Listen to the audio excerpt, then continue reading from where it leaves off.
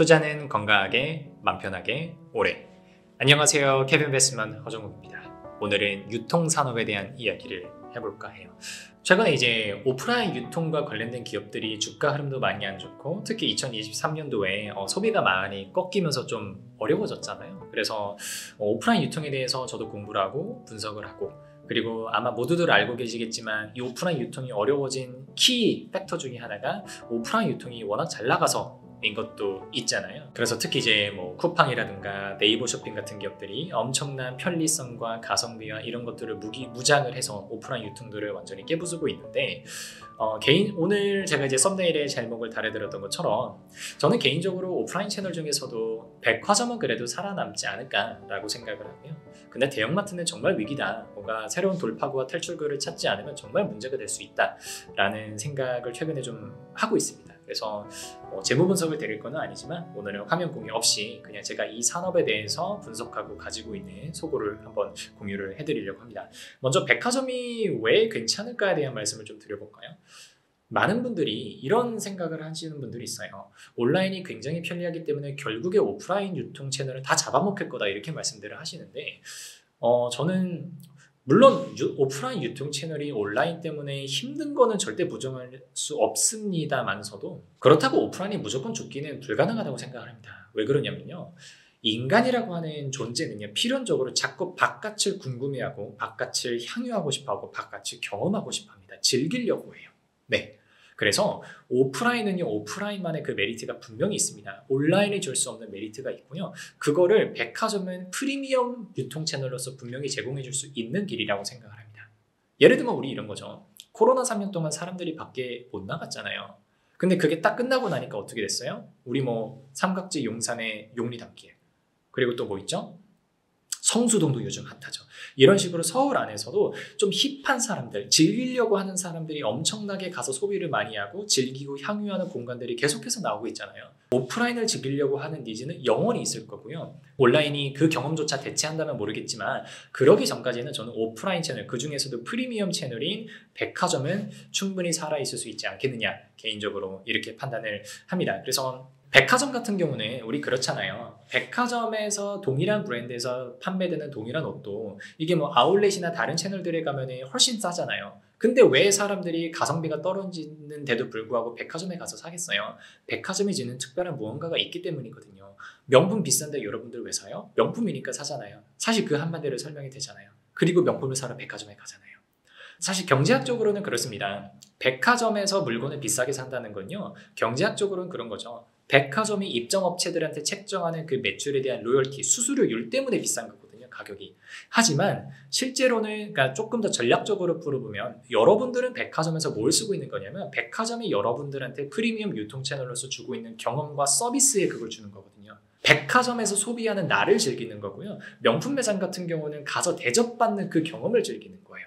거기서 좋은 브랜드들을 또 보고 느끼고 하는, 백화점만 줄 수 있는 그런 우리가 말하는 바이브라는 게 있잖아요. 그거를 즐기기 위해서 백화점에 찾아가는 거거든요. 그래서 지금 같은 경우야 뭐 2023년 한 해를 통틀어서 보면 경기도 조금 많이 꺾여 있었고 소비 심리도 많이 죽어 있어서 사람들 자체가 소비를 안 하다 보니까 백화점 실적이 많이 죽어 있었던 경향이 있지만, 경기가 조금 반등하면서 소비 심리가 회복되면 얼마든지 백화점은 예전의 활기를 되찾을 수 있는 그런 매력적인 채널이다라고 말씀을 드리고 싶어요.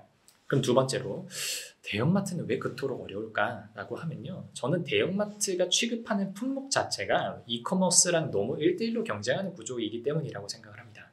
비싼 제품을 팔지 않잖아요, 대형마트에서는. 그러다 보니까 이커머스에서 판매하는 뭐 나름의 그런 중저가형 그런 품목들이라고 할게요. 백화점이랑 비교를 해서 중저가형 품목들을 살 때는요, 사람들이 가성비를 굉장히 중요하게 생각해요. 경험과 브랜드 이런 것보다 가성비, 퀄리티, 접근성, 편리성 이런 거 중요하게 생각하거든요. 그러다 보니까 대형마트는 이커머스가 그 모든 방금 말씀드린 팩터들을 다 장점으로 주기 때문에 대형마트가 그걸 충족시켜줄 수가 없는 거예요. 그거 자체를 밀리는 게 있고요. 두 번째로는 이런 거죠. 이커머스, 쿠팡 같은 경우 보세요. 와우 멤버십을 가입하지 않으신 분들도 한 번 바스켓당 구매액이 2만 원이 넘어가면 로켓 배송을 해주잖아요. 그러니까 이런 거죠. 소비자가 쿠팡을 한 번 방문할 때마다, 주문할 때마다 결제해야 되는 최소 금액이 2만 원이라고 볼 수가 있는 거예요. 근데 여러분들 대형마트 어때요? 이마트 한번 보실까요? 이마트는요, 한 번 갈 때 기름값을 써가지고 가서 주차를 또 해야 됩니다. 가서 쇼핑카트를 타고 돌아다니면서 내 시간도 써야 되고요, 에너지도 써야 돼요. 그렇게 해서 결제를 하고 포장 박스를 해가지고 집에 들고 와야 됩니다. 이 모든 게 비용이죠. 그러니까 이 비용들과 시간과 에너지 이런 것들이 안 아까우려면 여러분들이 어떻게 하셔야 되냐면 한 번 갈 때 엄청 많이 사야 돼요. 방문당 구매액이 커져야 된다는 거죠. 이마트를 3만 원짜리 사려고 가진 않잖아요. 한 번 가서 여러 가지를 사면서 20만 원, 30만 원, 40만 원 이렇게 결제를 하려고 가잖아요. 예전에 저희 어머님들 장 보러 가시잖아요. 한 달에 한 번씩 왕창 사오잖아요. 그게 문제인 거예요. 그러다 보니까 이마트 같은 대형마트는요, 사실은 한 품목당 단가는 굉장히 낮음에도 불구하고 작정하고 가야 되니까 소비자 입장에서 이게 되게 부담이라는 거죠. 그래서 생각보다 소비자들은 이커머스가 있기 때문에 대형마트에 갈 유인이 점점 없어졌던 겁니다. 코로나 때문에 대형마트가 어려워졌다라고만 생각하시는 분들인데 그렇지 않아요. 코로나가 터지기 이전에도요, 2017, 18, 19년도 오면서 대형마트는 계속해서 어려웠어요. 근데 코로나가 그걸 그냥 가속화시켰던 것 뿐입니다. 예, 그래서 이런 부분들 때문에 대형마트는 프리미엄 채널이 아니기 때문에 오프라인이 줄 수 있는 그런 경험적인 차원에서 현재 기준으로는 쿠팡과 네이버 쇼핑 이런 이커머스 업체들한테 경쟁이 너무 안 되는 거 아닐까, 이런 생각을 개인적으로 해보고요. 그렇다고 해서 그러면은 이마트 같은 이마트, 롯데마트 이런 홈플러스 이런 친구들이 뭐 망하기만 할 거냐, 또 그렇게 생각하지는 않습니다. 왜 그러냐면요, 저는 이마트가 어쨌든 앞에서 강조드렸던 것처럼 오프라인 공간으로서의 매력을 충분히 찾아갈 수 있다라고 믿습니다. 뭐 그 전략이 정확히 어떻게 되어 있는지는 저도 아직 잘 모르겠지만 한번 생각해 볼까요?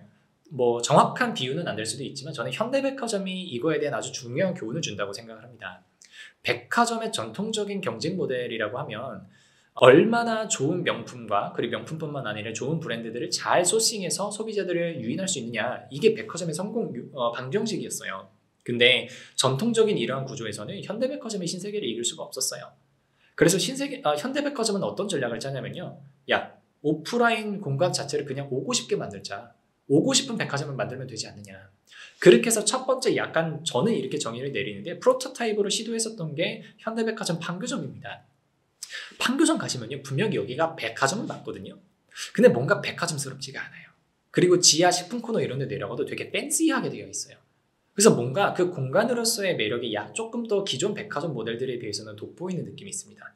그리고 나서 현대백화점이 굉장히 성공을 했죠. 주말마다 막 엄청 기다리잖아요. 그리고 나서 가장 최근에 터뜨렸던 게 뭐냐면 더현대 서울, 여의도에 있는 더현대 서울입니다. 여의도 더현대 가보시면요, 되게 특이해요. 거긴 정말 백화점 같지가 않아요. 어떤 약간 무슨 문화 공간 같아요. 물론 쇼핑을 하게 되어 있죠. 근데 정말 뭐 듬성듬성, 브랜드들도 듬성듬성 되고 있고 널찍널찍하게 되어 있고요. 막 밑에 내려가시면 팝업 스토어도 많아요. 그래서 막 한두 달에 한 번씩 제가 이제 일보러 근처 가면서 한 번씩 들려보는데, 가다 보면 뭐 갈 때마다 뭐 이렇게 샵이 바뀌어 있어요.